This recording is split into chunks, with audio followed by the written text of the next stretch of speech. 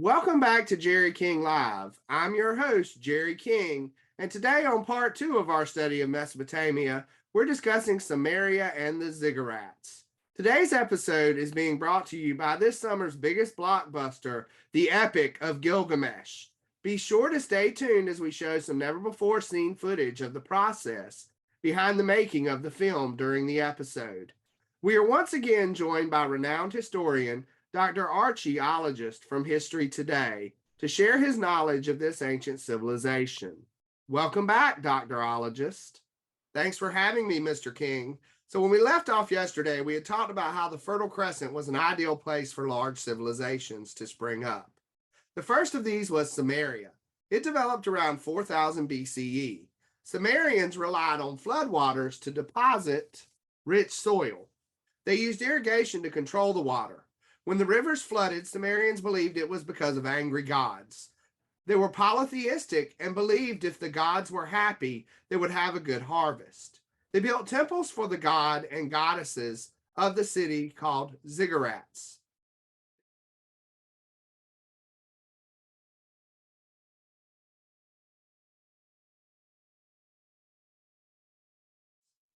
They were a theocracy, which meant priests held authority and kings ruled by divine right.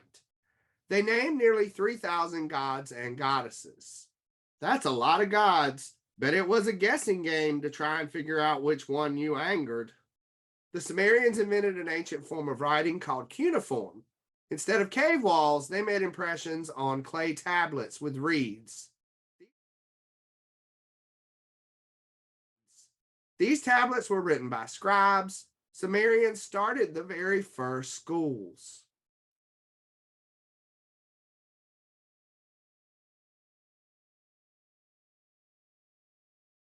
Let's pause for a word from our sponsor. Hey guys, I'm Steve Tasks, head of PICSR Animation. I'm here to share a behind-the-scenes look at our first ever animated feature film.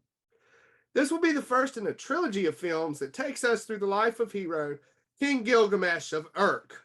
The first of these films introduces us to Gilgamesh, two-thirds god and one-third human. He begins the story as a bit of a jerk, and the people go to the gods for help.